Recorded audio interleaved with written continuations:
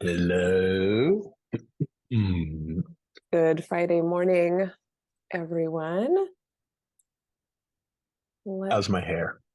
um Fabulous. Is Good answer. Uh, that what you were going for? yes. Obviously, this doesn't happen by accident. Success. Um, Well, should we just this time you want to introduce yourself and we can just get yeah, to it. I'm right. Okay, good morning. Hi, everybody. I'm BJ, the guy with the fabulous hair. Um, Good morning. Seriously, let me change mode here. Um, Welcome, everybody. Welcome back, some of you. Welcome, new folks. Um, Folks who've been around this block will know these mental health. These are our webinars that are really just meant to be explorations and conversations, and this is truly meant to be a safe place to think and feel anything, just about anything, within the boundaries of mutual respect. So welcome. Thank you for coming. Today we're going to talk about, it's a perennial conversation. Just dip into the enormous world and exotic world of disability. Um, so in a second, well, let's cut over to you, Sonia, for some logistical-y thingies. Sounds good. Thank you. And speaking of logistical thingies, would you mind making me co-host so I can update the chat? Thank you. I While I do guess this. you've earned it. Thank you. Hi, Um, everyone. Thank you so much for being here with us. So BJ's going to go through some slides and discuss some things. And usually we head over to questions oops. afterwards. But if there's anything that comes up for you while he's speaking, please feel free to put it in the chat or put it in the question, and we can always address it in time with what BJ's discussing. So it doesn't always have to be at the very end. So if something comes up for you, please just let us know. So you can raise your hand, click the raise hand button, and we will unmute you and you can speak with BJ and ask your question. And if you prefer not to do that, you can type it into the Q&A and I will read it aloud for BJ to answer. So two ways to interact with us. And then of course, the chat is open for any and everything. So if you have a thought and want to share, please put it in there for everyone else to see. Thank you so much for being with us. Thank you, Sons. And as ever, Sonia, uh, we have Sonia to thank for the artwork in here and 8 zillion other things behind the scenes. But you'll see part of her work here up on the screen here momentarily. All right, folks. So, first of all, the title "Myth of Disability." Why are we calling it a myth? Well, for let me delay. We'll answer that question by defining disability to start with. So, a person having a physical or mental condition. It's interesting. We should probably stop separating physical and mental at some point here. But a person having a physical or mental condition that limits movement, senses, or activities. Um, so it's defined in functional terms. Um, but just right on the shoots, let's draw attention to a person having a physical or mental condition that limits movements, blah, blah, blah. Limits. So limits compared to what? This is gets at this myth word. Who is the standard bearer of what constitutes, complete and full functional health? And then anything that contrasts with that standard, that gauge, is somehow off. I don't mean to make too much of that point because we also know there's something to this. There is something about the way most bodies function in this world. Most human bodies function in this world, but it's quite a spectrum. And where something tips into pathological or damaged or something's wrong or off or limited, I guess my point here is that we should hold that word with a little bit of a wink and some healthy skepticism. Um, I I qualify as a person with a disability, have for the last 33 years. But I don't feel much different from the first 19 years of my life in a lot of ways. And what I can do now, it's not a terrifically different list. So anyway, I have my own experiences with this subject matter. Um, but maybe we can make that point now. So that's why we're talking about this as a myth. Disability almost needs to be in quotes. It is a word that, like most or many or maybe even all words, is a construct. It's a made up thing to get a point across that we most of us kind of get the gist of, but it's a real slippery one in this case, and slippery with consequence. Um, so the history um, of disability as a concept, you know, in civilized and human civilization, this is shifted as our technologies have progressed and our abilities to sustain life, to live by some definition, that's expanded thanks to the wonky but profound efforts of modern medicine. There have been social improvements in transportation and mobility in general, and that allow for those of us who would have otherwise been in a room somewhere, unable to get out. Now we can move around this planet. So there's this funny kind of give and take between progress by some measure, and that progress keeps opening up new ways to be different in this world, including disabled. And that's amazing and wonderful. And it's lumpy. The world, our ethics, the way society is configured, our sense of normalcy, all these things are in flux all the time, but at different speeds. So this is one of our concerns with the rapid growth of technology, including medical technology, that allows for us to have a pulse, but the society in which we're living is not necessarily up to speed in these other ways with those technological advances. So it's a funny thing that humans do, and we are inventing more and more ways to be disabled. So the treatment of folks who have these sort of physical or mental, let's just say physical differences, and by say just physical, I mean to include the mind. You know, there, if you go back 100 years, there was much more obvious hostility towards people who lived with disability. It was rude to be seen in public with any sort of disfigurement. We have a long history of warehousing folks, getting them out of polite society if you don't fit. We've done this around skin color. We do this around language and culture. We do this around physical silhouettes. We do this in all sorts of ways. Who's in, who's out. And we'd like to think in the West that there's this march towards more inclusion. And certainly if we step back, that would be true in a lot of ways. And it's lumpy. And it requires never-ending, ceaseless advocacy to help the folks in making decisions to not forget. So there is this history in our country of legislation advancing. And one thing that's really, I think, news to folks who maybe not be washed in the disability rights movement is that, first of all, there is a disability rights movement, and that it has been construed as a civil rights movement.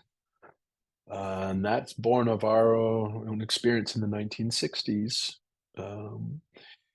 And you can see it reflected in our legislation. Increasingly, the rights of people living with these differences have been protected, and culminating most recently in the Americans with Disabilities Act, 1990. That's the year I became disabled. And there's so much to celebrate there. Bob Dole was a champion. This was during George Bush the First's I was going to say reign. That's not the right word. I get the point. And I just note that because I think a lot of us, depending on our politics, might presume the disability rights movement was strictly a progressive or very liberal idea. That's not true. Which also makes a point about this particular minority of ours here that it can cut across normal boundaries or the typical cohorts as we conceive of them: black, white, rich, poor, la la la. We're all we all will head into some form of disability, which makes it an interesting or unique minority. We can become. We, we can arrive. We can move from able-bodied to disabled. So anyway, there's great progress in this country around the policies behind all this work, and the ADA was a wonderful and significant advance.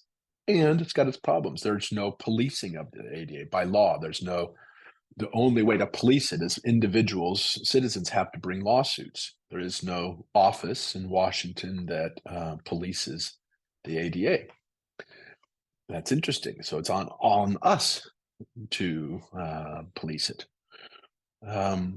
There are other details about that law that plenty I don't know. I won't necessarily belabor here. Just know that there's an advance towards inclusion and that it's been lumpy and it is entirely incomplete. So, stats.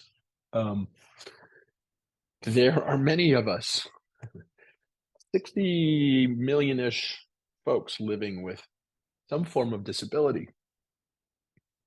There are 4.5 million veterans, 6.5 million folks with an intellectual disability. Remember, please keep in mind when we use these words, there's an apology with them, with this gauge of normal, who gets to be normal, who gets to be complete. Nearly 21 million folks with an ambulatory disability like mine. I can most of the time walk around, but I certainly still have a disability. So lots of people. This is a significant and growing minority, a growing percentage of the population as more and more of us live with illness and live with disability. Like I said earlier, that things that would have killed us a couple decades ago no longer necessarily do. So big numbers. A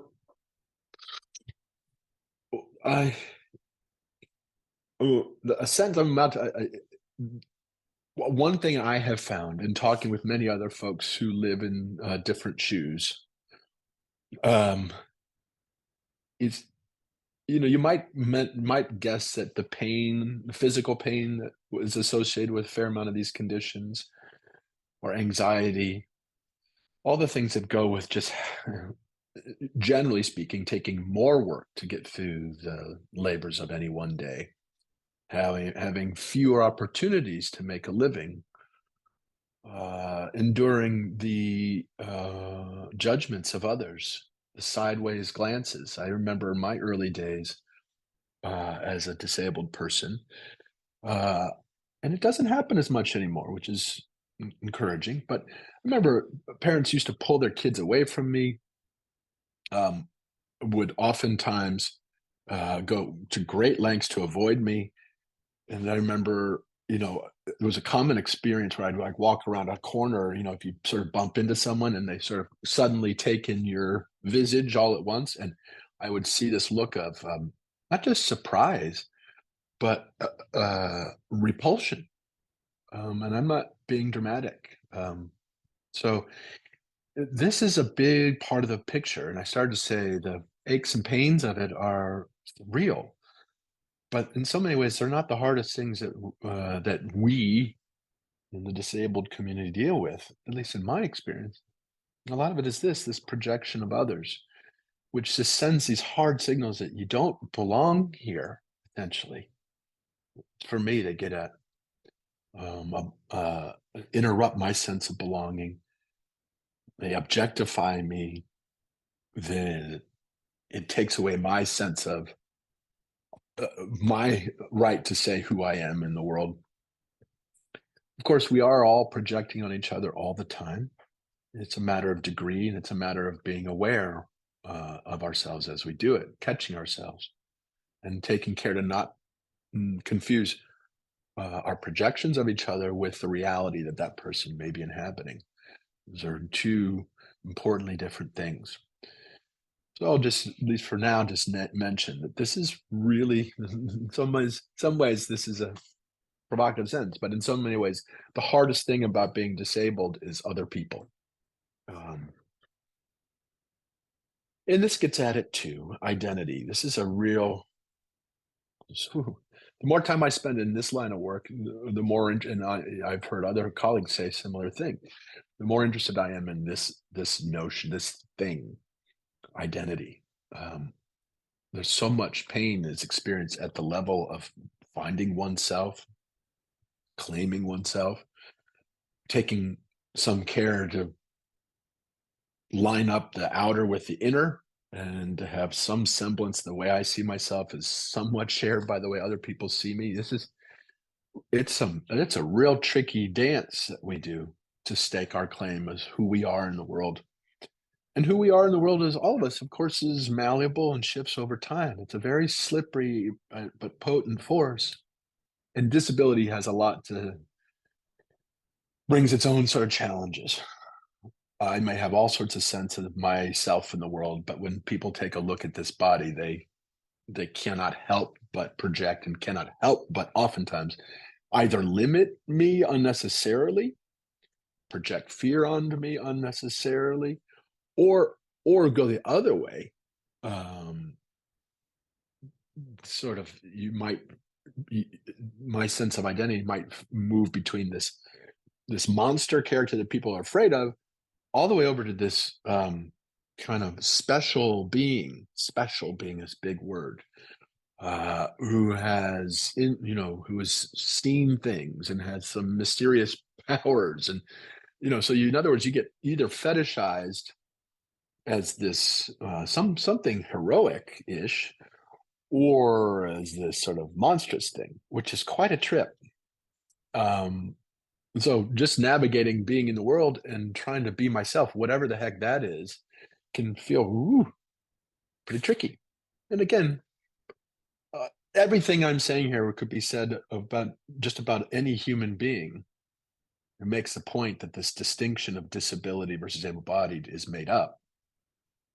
But it's a matter of proportion and sort of the intensity with which these issues come up in this particular community. Excuse me, just the clock here. So, disability versus chronic illness, and the verses here, just as opposed to, not that there's some war between chronic illness and disability. And for my money, they're much the same thing. The technical distinction would be something like chronic illness, high blood pressure or diabetes, or they don't necessarily have a functional effect on your functional life. They may certainly have effects on your emotions, et cetera, that get at how you function in the world. But strictly speaking, the chronic illness doesn't necessarily have a functional decrement, limitation, like we were saying earlier. So they're related, slightly different. The other thing that's very interesting about this distinction is one is medicalized and one is a little less so. So the world of disability rights movement is a social movement. Much of what is being rejected in that movement is what we're talking about here, sort of the labeling, this sort of false gauge against some mythical normal person, etc. And a lot of us who are disabled now, there's sort of a screw, like a little bit of like, no, this is who I am. I am proud to be who I am. There is can be an owning of it. And a lot of us you might hear words like crip, handicap, I haven't heard that word used much, but a lot of different words. People with disability, persons with a disability is sort of the most polite current language as far as I know. These things move and shift. But you'll one way or another, you'll find folks oftentimes who inhabit the world of disability find their way to feeling proud of that, not ashamed. Um, so there's a lot to this distinction. A lot of folks in disability world have rejected the medicalization that happens with chronic illness for all sorts of reasons. There's a lot of history there of tricky history around the way illness and disability have been treated in medical research, in Armageddon's like the Holocaust. Uh, the ill, sick, and disabled folks are very often the first to go, and a lot of people, you saw this in the pandemic, feel like there's something naturally correct about that. That if the pandemic was going to sweep through the country and really kind of um, thin the herd, take out the infirm, the aged, the old guys, that somehow was okay, even welcomed by some folks. So anyway, these distinctions get hard and they get tricky, and a lot of baggage goes and different opportunities go with these different mantles. Um, as a theme for us at Mental Health in these webinars often is languaging, just to get a sense of what it feels like to be in the disability world. Think about some of the words used. One of my uh, favorite ones to hate on is invalid. Um, literally invalid. You have been invalidated. Your personhood has been taken away from you because you don't comport with the norm. That's pretty extreme. And that word is kind of casually thrown around. You'll hear in other ways around this pride thing. There are tells, confined to a wheelchair. Well, my mother uses a wheelchair, and I will tell you, she friggin' loves her wheelchair. It is the thing that prevents her from being confined. So, I have yet to find perfect languaging for this big subject, but I just do want to make the point that a lot flows from the words we choose. So maybe we can take care to think about a little bit what we're putting on someone when we use these words. So, okay, friends, I think that's enough of me talking at at you. I'd really love to open things up now and jump into conversation. And as always, questions like Sonia say, or comments, or sharing experiences, or whatever, just about anything goes. So, Sonia, what are you seeing out there? Yeah, we've got some comments already. And Zena, sounds like you have to leave soon. So let's go with you first. So she said, I wonder if there will be a conversation about the increase in discrimination and aggression towards the disabled community during COVID. I experienced a lot of discrimination and hate during COVID, as did many of my peers, because I am still masking, and in some areas of the US still face that discrimination. Some of this has reinforced in me the need to own my disability. Hmm. Yeah, thank you for that comment. This is a very real issue, and the pandemic, as big stressful moments will do, they reveal us. And one of those things being revealed, which those of us in the disability world have, you know, they haven't been that hidden, but a lot of we've kind of lifted the covers on things in recent years, and this is true. There can be this downright hostility, resentment. Sometimes that able-bodied people had to take all these precautions to somehow protect these weak, vulnerable folks, et cetera, out there, and resentments came. And I haven't heard much of a public conversation around this. One of the things that's been really interesting to me is the rise of DEI efforts.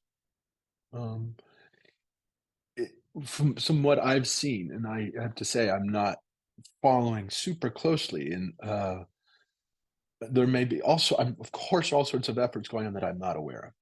But for the most part, I have not heard within big heated conversations about diversity and inclusion and equity any mention of disability in there.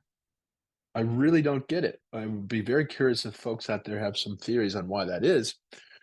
One theory is pretty cynical, but I think it gets at the comment made here, which is on some level, I think a lot of people harbor a very kind of nonchalant, like, well, yeah, I mean, you are disabled. Like, yeah, I mean, isn't nature kind of telling you you're kind of less than and that you should, probably get out of the way? Like there's sort of like a, yeah, duh, you're disabled. It's versus skin color or other ways that we carve up the population. There's something that very often is presumed inferior and sort of, yeah, obviously inferior. For all the talk of disability pride, these are shoes, the shoes I'm walking around in, you know, living with a disability is basically like saying, like, someone who's living in shoes that no one wants to live in. And so, anyway, I'd be very curious for folks out there have different theories on why we're not hearing more about disability and DEI conversations, and whether or not there's been any sort of post-pandemic, if we can say that, reckoning around what we saw out there, and are there conversations happening? Hey, Stones, anything in the chat or oh yeah, to lots of good pull us on? questions and Yeah. Okay. hands and everything. Yes. Great. Okay, so next question is, I'm curious where multiple sclerosis would fit in the matrix of disability versus chronic illness. Well, so multiple sclerosis would qualify as a chronic illness because illness in this sort of obvious, though still problematic way, this comparison to normal human neurological development, um, and chronic because it plays out over time and is not at this point anyway curable. So this is an as we've talked here on mental health, that chronic thing is part of the shame that goes the shaming that happens in the medical world is because chronic means not fixable, means failure, means let's kind of get it out of sight. So a lot of baggage with that in that medical world. But yeah, so multiple sclerosis qualifies as a chronic illness for those reasons. But many folks who have MS or in certain stages of MS may not have any functional impairments per se. So there's a distinction where you might have multiple sclerosis, but not feel disabling effects of it per se. Um, Please jump back in if there's more to the question and more to discuss there. Hmm. Okay, let's do some hands that have been up. Let's see here. Mary, you may have to unmute yourself on your end. Hi there. Hi, BJ. Hi, Mary. I actually met you a couple of years ago. You very graciously spoke to my hospice volunteers during the lockdown. So thank you for that. And this conversation today is very important to me. My husband was diagnosed with MS a year ago, almost exactly, and is a person who has a disability because of his disease. And you had said a minute ago, the hardest part of being disabled is other people, and that is what I am seeing with him, and it breaks my heart. I'm sorry, I'm emotional. Okay, I'm Mary. wondering if you have advice on how I can be a supportive partner while he's processing this, because he has physical pain, but it's the emotional pain that I think hurts him the most. And I wish I could fix it. I know I can't. And I don't want to be dismissive, and I don't want to be like, oh no, everything's fine when it's not. So I'm just wondering if you have any tips on how I can be a supportive partner. Oh, Mary, yeah, thank you for speaking here and bringing your tears with you. I mean, I can, and I won't this is not a concluding sentence that I'm about to say, but I can guarantee you already are being a supportive partner by even daring to ask this question. So thank you. Um, I think you named some really important things here. I think is not pretending it's otherwise. I think, over sort of positivism where we don't allow ourselves to see the hard stuff can be Yeah. very, very hurtful. Um, so at least in my experience, I have found, being trying to find my way to just honesty, just a sort of an honest neutrality. Like when someone says something insensitive or you get a stare or something like that, note it, don't pretend it didn't happen, but also get really facile letting it go. I have found dropping my own resistance, both to myself and to others, to the degree I can do that, Yeah. as allows for this sort of movement. So shit comes, but it Right. goes too. So that it doesn't get hung up and barbed. And then if I get a little tired or behind, all that stuff starts piling up, and I start feeling like I weigh 1,000 pounds with all these projections. Okay. So one big thing is just be just as honest as you can be. Yeah, that sucked, and try not to linger there unnecessarily, but nor force yourself out of it too. I think Yeah. there's a way to find being in the world. Um, like I know for me, a sign of health has become this. I find this really helpful. A sign of health, of really being really present with myself, is when I have equal access to a range of emotions. Okay. So I can get to joy as easily as I can get to sorrow. So I wonder if there's an overlay for you there, Mary, so that you're not accidentally trying to crowd out the hard stuff and keep it at Yeah. bay, because that's impossible. It is, and I So know it's not fair to him to do that. I know that. My yeah. inclination is, I love this person. I want to fix this. I want to make this less painful. Uh, Mhm. thank Mhm. you. Thank you so much.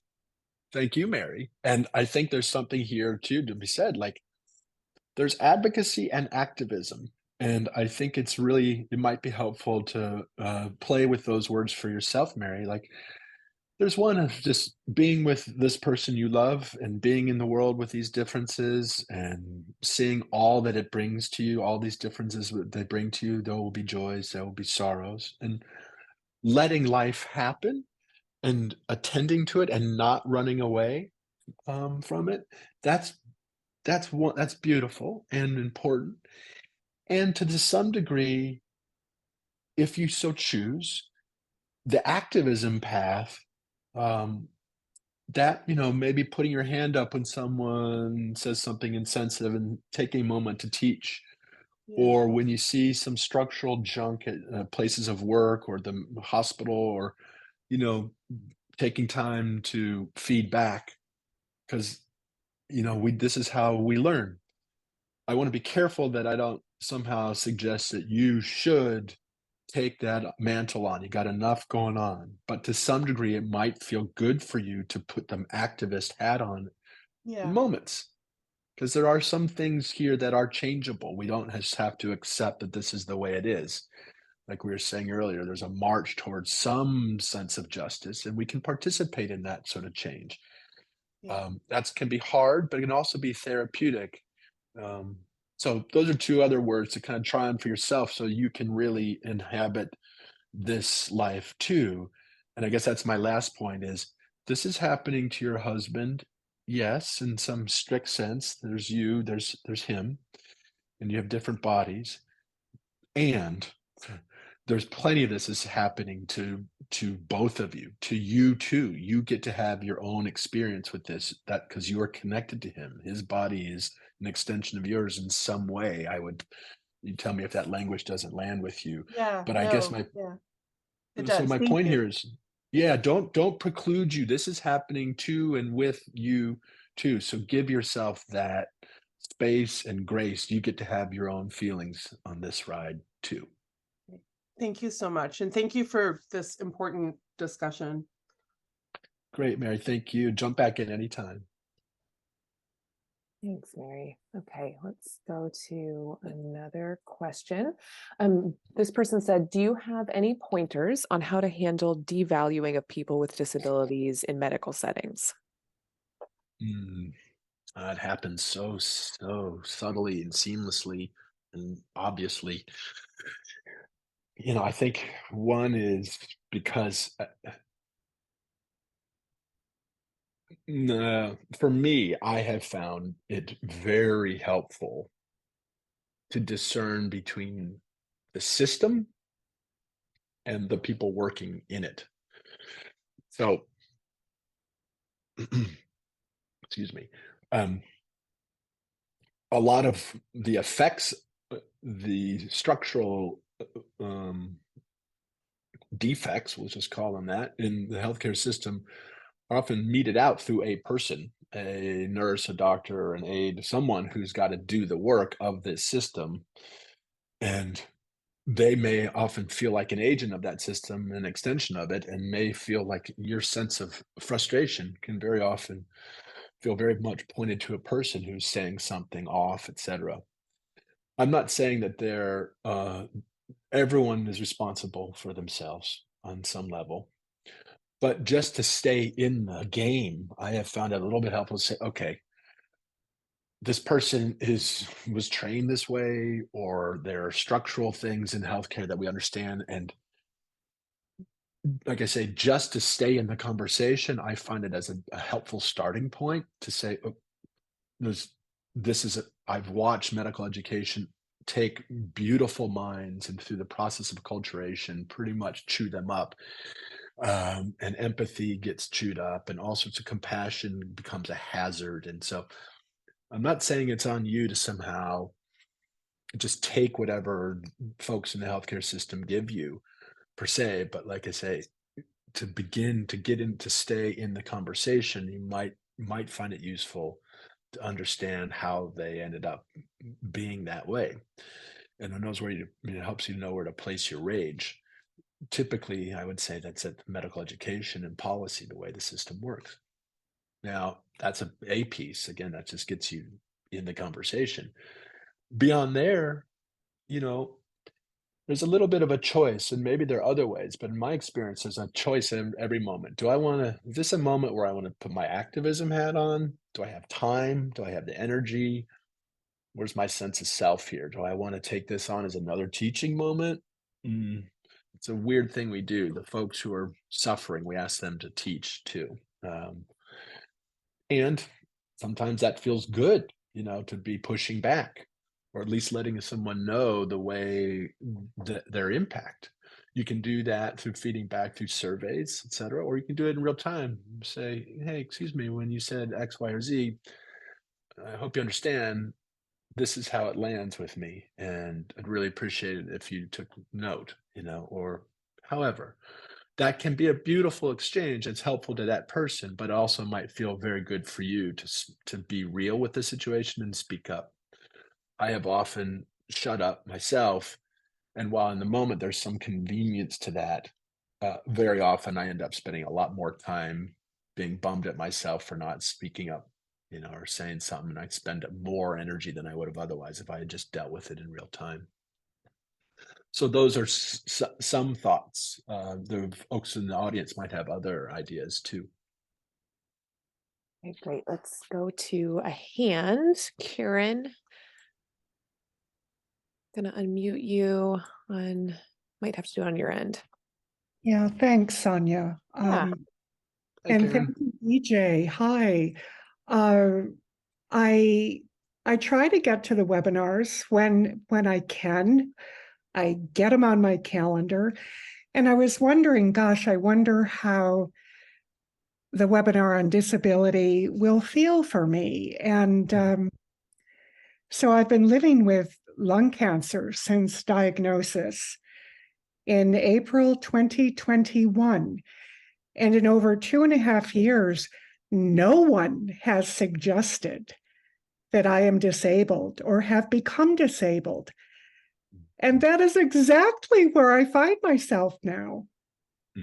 So it's just an aha moment, I suppose, Mm. especially since I had a PET scan in October that was NED, the Holy Grail, no evidence of disease. Mm. And until I accumulate more of those, I realize there's a question of durability. And I did talk with palliative care. I said, is this remission? Knowing that it wasn't. And no, it's fabulous, but it is a scan. It's a snapshot of my health back in October. And since diagnosis, I always had the concept that I wanted to convert my cancer into a chronic illness so as to make it more manageable and less terrifying as a label. But gosh, I'm realizing I am also disabled. I do get short of breath. I cannot walk long distances. And gosh, I had the experience of traveling last July for the first time since 2019 between COVID and cancer. But Steve and I got on a plane. We were in Ward, Colorado for a 9-day retreat. And never mind the 9,200 altitude, my doc had sent me with altitude sickness medication. But we parked in a field for handicapped near the shrine tent where the event was occurring. And I felt guilty every morning when we drove in and parked. And I thought, gosh, I wish my lung cancer were somehow more observable. I look too good. I get that a lot. You look wonderful. And I'm thinking, gosh, it took me an hour and a half to get up and get myself together and take all these pills. And then in Colorado, I wasn't on a meditation cushion. I was in a chair. My body doesn't work the same. So I am feeling a kind of self-respect for honoring that part of me that is disabled. And we all arrive, whether it's by a birth or accident or illness. If there's part of my identity that is disabled, I want to honor it. I want to figure it out. You can be sure I'll be taking this to my palliative care doc and my fabulous oncologist. And I'm sure they'll say, well, yeah, so what? You're doing great. They won't say so what, but it is such a different lens. It is so different. And just my other thought between patient advocacy and advocating for the disabled, the shared goal of just making something good happen. I'm excited to be reminded of that prospect. And boy, does it hit your identity, and teasing apart aging and illness and reflecting, well, I had a healthy identity, and not throwing in the towel, but saying, okay, I still have a healthy identity, but it looks a little different. And thank you for letting me, I'm kind of venting. It's like, yeah, I'm with you. I'm in the group. You and sure are. Yeah, but here I am. Thanks so much. Oh, Karen, as always, love hearing from you. And welcome to this community. There really is a community around disability. And I'm so glad to hear what a ride for me to hear you talk, Karen, because not only is there that the power of your own sort of epiphany there, but I hear in your voice a joy, Not like, oh shit, it turns out I'm disabled too. Like that's not what I picked up from you. So that's pretty wild in our context here, and really gives me some hope around this Oh, construct. I am joyful. Mm, There it it's, is. Yeah. yeah, beautiful. It's friggin' beautiful. And it'll be interesting when you talked with your doctors, just take note, because when you bring this up, I wonder if they'll try to talk you out of it. Oh, you're not disabled, which would be kind of telling because, like, most people, again, or the presumption would be really bad news to join the disability community. So anyway, it'd just be interesting as you try this on and you walk around, play with this, just watch people's reaction. It will be at the very least interesting. But otherwise, Karen, just thank you for participating here. It's always so beautiful to hear your reflections. And Thank you, again, BJ. welcome to the world of disability. Here I am. Thank you. Karen. Okay, I'll go over to a question that came in. This person said, as someone with a progressive muscle disease, I am, after 25 years, finally identifying as disabled. I'm interested in the differences or similarities between people born with a disability, people like yourself who became disabled overnight, and people like myself where it's gradual. Do you have any thoughts on that? Yeah, I mean, I think my thought goes to also references something that Karen was talking about, is this notion of identity. And because these words are made up, these constructs are made up, we should use the words versus the other way around. So in your own migration, in your own evolution of how you see yourself in the world, I just want to note how beautiful potentially that is. I don't mean to put adjectives on your own experience. It's just to say, though, that this identity piece is inherently subjective and squishy and movable. That sometimes feels like a problem. Like I'm no longer the guy I was, and I want to be that guy. But it also means, we're not ever really stuck. We may feel stuck, etc. But just you're noting the sort of fluid nature of identity and how we see ourselves in the world, and that is in large part up to us, up to you, of when you take on this mantle of disability, when it feels right. And I wouldn't say that in somehow these past 20 some years you were in denial. I don't mean to speak for your experience, but just hearing that comment, I don't, that's not a problem. You may, in time, you have found your way to this piece of your identity. So, and I think that is your example is sort of makes the point more broadly. I think those of us who became disabled, like such as myself, I was raised in a house with a disabled parent, so I've been around the subject my whole life. But there was some distinctions between being able-bodied and my mom's son, and then becoming disabled myself. There were some differences, but in some ways, not many.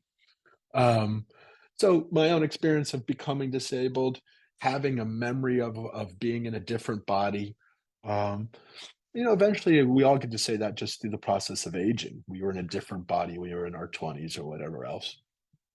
So I kind of for me, I play with how this is just an extent, a variation on a theme of everything else that everyone else goes through, versus it being unique and having some real characteristics to draw from, to point to, that are different, that are unique. It's unique, yes, and it's the same, yes. So my sense is we get to play with those distinctions over time, and the experience for someone born into disability or come into disability, etc., will be different. But I don't know that I think there's so much individuation here. Disability is an incredibly heterogeneous world. The world of the disabled is very heterogeneous. So, I think your question might get different answer. Your comment might get a different reflection, a different answer, a response from just about anyone, even if they share similar prosthetic shoes as mine. Thanks, BJ. Let's do another hand here. Esther. Hello, hello. Hi. Hi, Esther. Thanks so much again for the conversation, and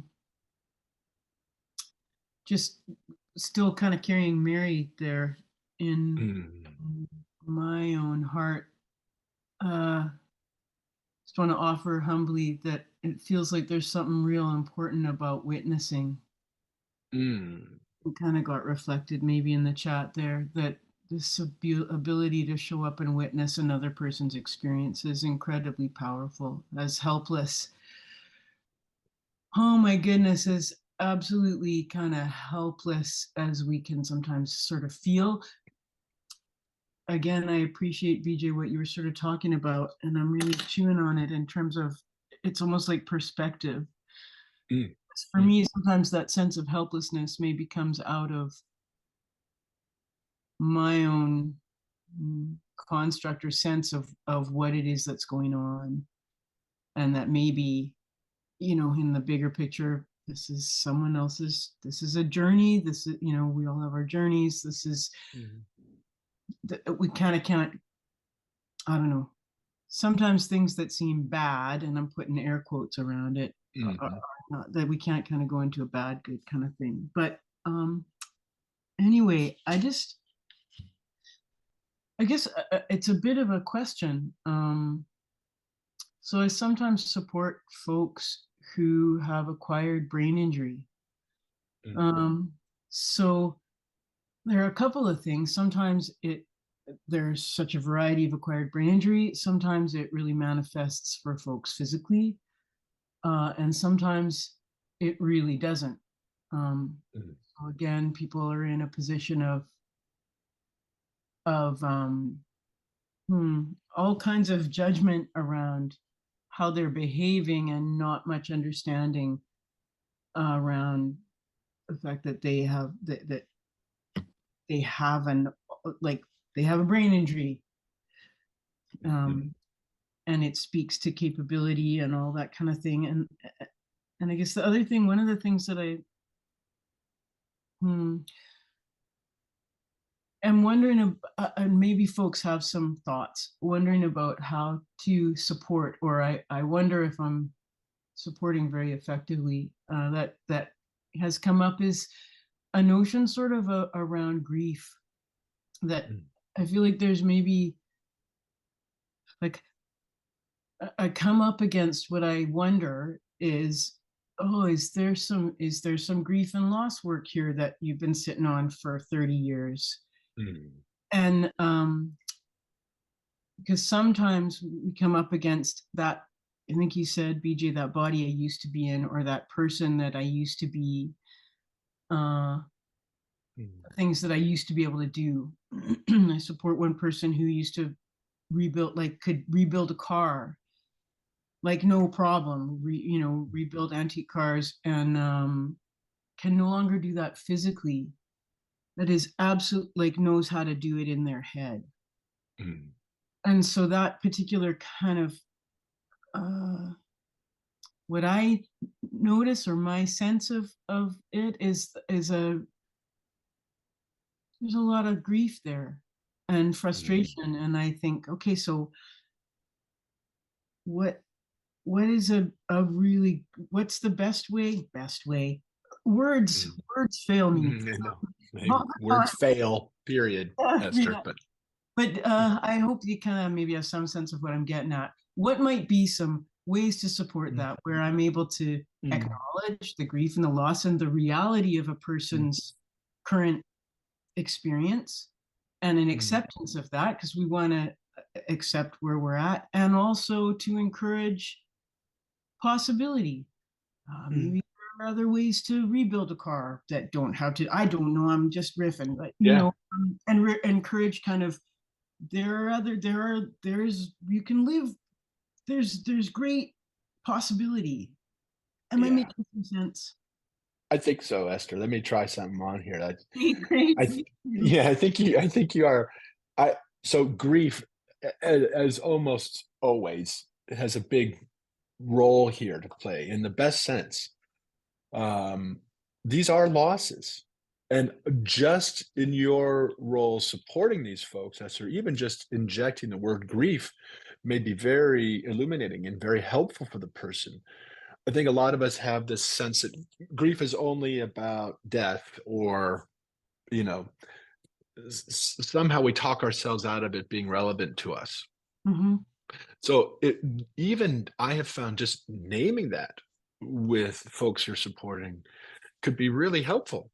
And once you've, because that can offer a way of kind of understanding themselves, like, why am I feeling so out of sorts, or what, Mm-hmm. I can still do X, Y, or Z. Why am I so sad? Or, whatever it is, we just judge ourselves so harshly sometimes. And there's an innocence that comes with grief, like, oh, okay, this is why I feel crazy. Yeah. And also there are pathways. Grief is a thing that we do. It's not so exotic. So I think one response is just naming grief and giving it its due. And to your point about how to support someone, that man you're referencing who can no longer physically go build the car, um, it'd probably be rough to say to him when he's in the throes of coming to terms with the fact of that loss and feeling that loss. Probably not a great moment to say, oh, well, you can still do X, Y, or Z. What's the big deal? Like, don't shortchange the sadness part, but you can be of a bridge too. Like, you can hold the through line, the world, the way where this person is now and where he might yet go. And that's the sort of twin ends of grief, is understanding and feeling all that's no longer there, and eventually coming to see also what is still here. And eventually you can see that whole picture. But when we're in grief, you don't necessarily get that bit. It's hard to feel that larger frame. You, however, in the supportive role, can hold that larger frame. And back to your great point about witnessing, that doesn't mean trying to cheer him up, but seeing his true pain, naming it as grief, letting him feel that, not trying to cheer him up too soon. But over time, you will, in your person, just be demonstrating that there's still a lot here, including including the relationship he has with you. So there's a sort of a timing sense in how to name these things in real time with someone, which I imagine, Esther, that you're pretty darn good at feeling your way with someone, what they need to hear now in the moment. But did any of those reflections make sense? And am I hearing Yeah. you? Yeah, absolutely. Thank you for that. It in some ways it's affirming, I suppose. When stuff comes up, absolutely, I've named it, because I mean, a lot of my wheelhouse is more in the grief and loss kind of world. So it's almost like there's a little beacon there when it's like, oh wow, I kind of recognize the smell of this, particular world. So and it has proven in some instances to be a valuable lens. And then sometimes I've gotten into a place in that particular instant with that person where it lands, and it's almost like, oh wow, okay, now what do we do? And what really is valuable, BJ, is that sometimes it is just nothing. It's just holding the container. Yeah. And not, again, checking in with my own self around, am I having some kind of need to, like, what's going on for me? Am I having some kind of need to fix or so that can be a sign to just check in and go, hey man, maybe it's okay to just sit and hold the container and see what wants to happen. So I appreciate Right that. on. Yeah. Right on. That's you said a lot of really beautiful stuff in there, Esther. Thank you. Yes, right on. I think, who, that last point, like, catching yourself, who am I treating here? My pain or his? My discomfort or the other person? That's a really important question for all of us to be asking ourselves. It helps with the projections. Yeah. So, yeah, as ever, thank you, Esther. Yeah. Always a pleasure. Thank you. I always appreciate these so much. Glad to be able to get to them. So thanks all. Right on. Thanks, Esther. Sassy. Is Sassy out there? Do I see a Sassy's hand? Yeah, Sassy. You may have to unmute yourself on your end. Hi, I Sass. am unmuted. Hello. Mhm. Wow, there's so much here. For those who don't know me, I am blind and have been since I was a child. So I have been sighted before. And I have other disabilities related to cancer. And I've just been watching kind of in awe of so many things going on here. And there's so much to say, but I think you just hit on the one thing that I do want to say, going back to somebody asked a question I think was really powerful for me, was the how do I feel safe, or how do I advocate for myself in medical situations? Mm. And I think you just hit a really important component of that, BJ, when you said that there's an identity space. There's a, is this mine or is this theirs? There's that question of who does this baggage belong to? Mm. And am I going to pick it up, or am I going to leave it here on baggage claim? Mhm. Meaning there's a bias in the room, and it can go both ways. It can go from us as disabled people, when we go out, and 9 times out of 10 we experience what we call ableism, or a situation where we're experiencing, whether it's intentional or unintentional bias. That 10th time, we're probably going to see it and go, it looks like bias, it smells like bias, it must be bias, even if that's not, even if that's not, like the actual fact of what this is. Sorry, I have a guide dog scratching in the background here. I tried. Um, if even if the bias isn't a bias going either way, we might perceive it as such. And so it's always, for me, in a medical setting, when I need to advocate for myself because it's a safety situation and I can't see something, I always still have to ask myself, do I need to address the bias right now, or do I need to address the safety situation that it may be causing, or that is currently coming up in my medical care?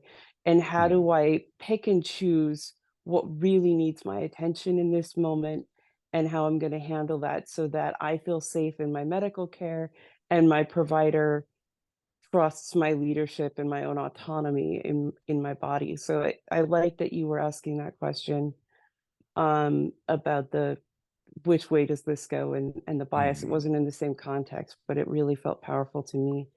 And then the other thing is Mary and so many others mentioning, their situations. And I just want to brag, straight up brag, about the disco, as we call it, or the disability community. I have not heard that word. Oh, it's brilliant. Yeah, sorry. Hashtag disco. No, that's I've been a disability rights and a disability justice activist and advocate and leader for close to 30 plus years. And it's a wonderful place. Everybody has different opinions, everybody has different processes. It's a diverse place, but it is a wonderful place to find connection. Even if you are not the disabled person, you're the loved one, there's so much love and support and caring and advice, which, take or leave advice, but when you are the only person in your neighborhood who has a spouse who has X disease, but there might be 10 of them online that might be able to give you a perspective, it's so helpful. So please be welcome in the hashtag disco, and find your people and find connections there. It's a loving, wonderful place, and a lot of it is online, but sometimes not. Sometimes there's in-person support groups or in-person connections through disability work and accessibility work. And I encourage you to find a place or reach out and ask for help finding a place. And we value people coming to our midst and supporting each other so much. Oh, Sass, that's beautiful to hear all of that. Thank you. We will tack on when we post this. We'd like to put resources, a list of some resources in the world, and maybe Sassy, Sonia, and I can reach out to you. I bet you I'm imagining you might have some resources we might want to list there, if that's all right. Can we email I'm a you? disco queen. Of course you are. Yes. Yes, you Yes, are, I'm girl. happy to help with anybody. Okay. And if anybody wants to get a hold of me and ask about their Mm. specific disability or illness type, and yes, chronic illness and disability do go together in this sense. So if you have an illness or a disability sense, let me know and I can help connect you. And also just Beautiful. the general senses of disability and activism and accessibility and getting a foothold. Understanding all of this is so complicated. And so if you're looking for ways to get involved, you're looking for ways to just understand the basics, I can give some resources for that. Yeah, perfect. Okay, well, we will obviously be in touch, Sassy. Thank you. Thank you. And I'll just want to hearken to one of the very important distinction you made in there around safety, and how you don't first things first. This teaching moment versus tend to your own safety. Choose your safety. That's one way to kind of get clear on how to act when. So thank you for bringing that really important sort of crossroads, very practical moment into the mix here, Sass. Well, right on. Okay, what else, Sonia? Yeah, I Anyone got a else? couple. We got one more Yeah. question, one more hand. This person Okay. said, and I just want to echo, thank you, Sassy. It was wonderful to hear. This person said, I find that many are willing to, quote, tolerate my mostly invisible disability as long as I continue to respond to requests and perform tasks to, quote, normal standards, even if that means I crash later for days or hours. What's the best way to get ahead of others' expectations so that I cannot end up in situations that are too costly to my own well-being? Yeah, I bet a lot of other folks have some ideas on this one. But, I think this came up for me when I went through medical training. It was sort of when to name it, um, and kind of get ahead and manage expectations a little bit. I think there's a very much a personal choice in here. Again, I don't think you owe anybody anything, and we're there depending on the place where you work. Educational institutions, there's an office of disability. There are legal rights, et cetera, that you can lean on. But in this world of disability, it's often still you policing it. It's not like you just call and report some problem and then it gets taken care of. But let's not overlook HR, let's not overlook legal protections, et cetera. But beyond those sort of structural thingies, I think using the gauge of what's functional for you, taking yourself out of, you don't owe anybody anything, you're not less than, reject all that and just sort of get to that moment of sort of stating your needs. So if it works well for you to sort of proactively manage expectations, and that was my take through medical training, because I could see in certain rotations people looking at me and not like, how's this guy going to do X, Y, or Z, and not sure if they should say anything. And so I just found it very helpful to get ahead of it and say, hey, I have these limits. I promise to communicate well. Here's what I might need, and that was very helpful. It was disarming. And for me, that worked well. I'm not saying that is the way, but for you, I would just use your own experience as a gauge. Is it more tiring for you to proactively name these things, or sort of just kind of keep doing this normal thing and paying the price later? What does your body say it wants and needs? And I would go from there. Beyond that, there's no real right or wrong answer, I wouldn't say. Thanks, BJ. Okay, Liz, you have been very patient. Thank you so much. You may have to unmute on your end.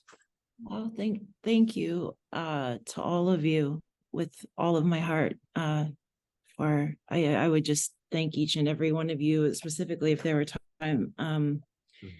I'm jumping in specifically to Esther's beautiful questions and thoughts on grieving, and it was the first time my heart sort of felt like maybe I would jump in and risk saying something because I'm feeling unqualified to do so. I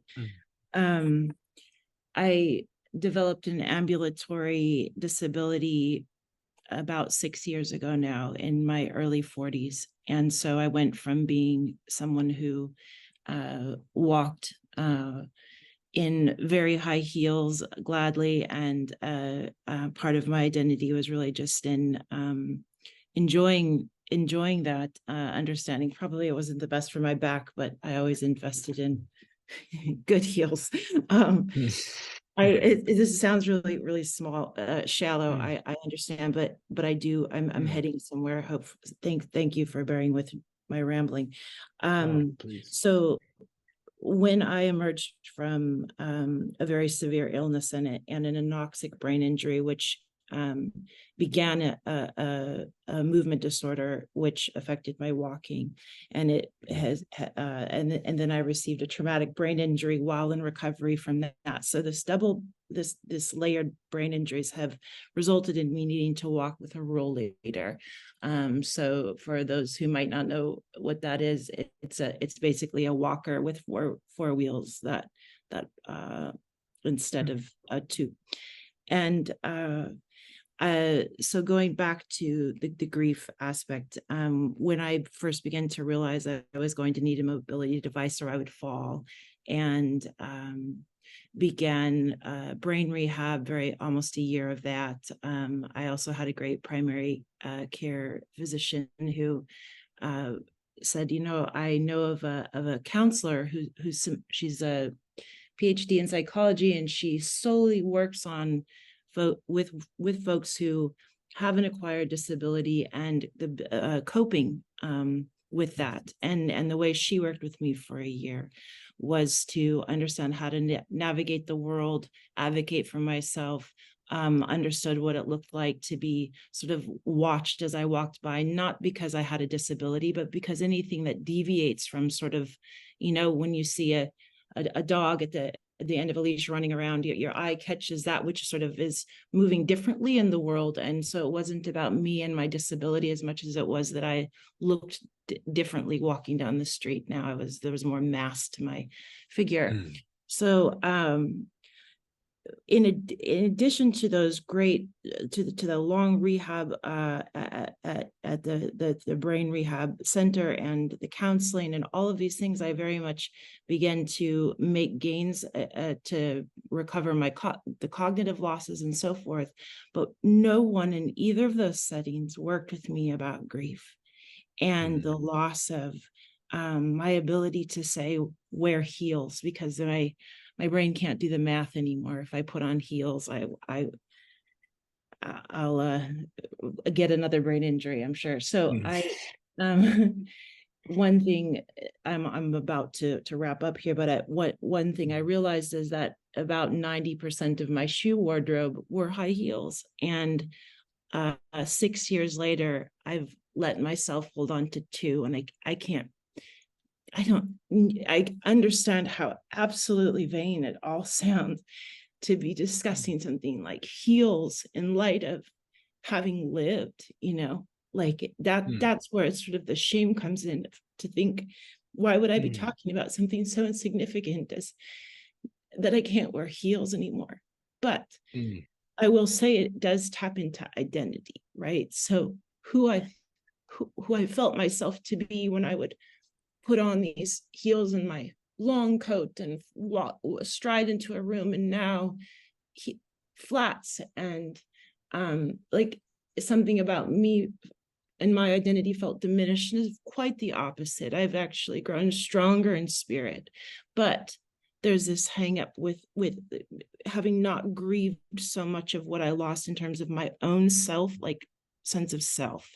And on the last note, an idea a friend of mine who's a surrealist poet had recently, he's like, Liz, what if we take your shoes and we take them to a body of water and we send them off in a boat and have a ceremony and so,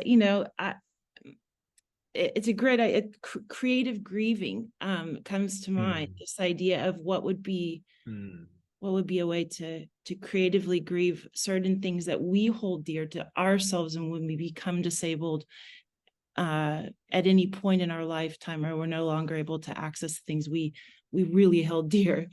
At any rate, I hope somewhere in all of the ramble something came through. Well, a lot. Sorry to cut you off, Liz. Please. No, that I think I've done. I wanted to really say that grief work, I wish there were more of it, and grieving the change in identity as much as, you know, learning how to cope with moving differently through the world is also the changing sense of self. And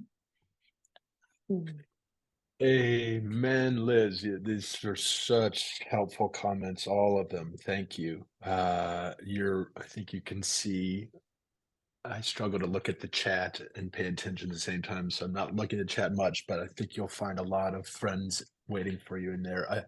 Your comments are perfect and right on. And it is I would venture to say it's my sense of, the heels. Yeah, it's about the heels, but it's also, there's symbolic. There's a symbol there, which also and that's huge. So at least here, try on for size that is not such a small or vain or trifling thing at all. It's a tip of a big old iceberg. And so no, that I really think, I think we get into trouble when we compare our sufferings. I like to remind myself that I have literally cried more over, lost car keys or not being able to, the pizza shop that I favored was closed for a week or whatever else. I've literally shed as much tears over those moments as I did losing limbs. So let's not fall into the trap of comparing our sufferings, and also give ourselves the grace that these little things matter so much. I think life hangs by a thread, and why I keep going very often comes down to something that seems so small. So anyway, your comments are very well received here, Liz. Thank you so much. And this Can I grief jump in thing, on I think this is a as big one. well? Oh yeah, sounds. Liz, I wanted to say, when you were talking about it feeling insignificant, it is not in any way, shape, or form. I think that dressing is a form of being creative around ourselves. It's our armor. It's how we show up in the world. So I totally understand the grief of not being able to wear those shoes anymore. And in my mind, I mean, you send them off on a Viking cruise, whatever you want to do, but I would also say keep them and just look at them and love them for the objects that they are, in your life. So I really resonated with everything you said. And there's so much about our identity and these practical little things that are, like BJ said, are really, really important. So I just wanted to ditto what BJ said. It was a great comparison. Maybe I'll bronze them. There you go. Yes, exactly. Right on. Yeah, beautiful. Thanks, everyone. Thank you. Thank you so much. Liz. All right. I think that was a wonderful discussion. Thank you so much, everyone, for being here. And we will get some resources out and the recording of this, but thank you so much for being with us. We hope everyone has a wonderful weekend. Bye, everybody. Bye. Thank you. Bye.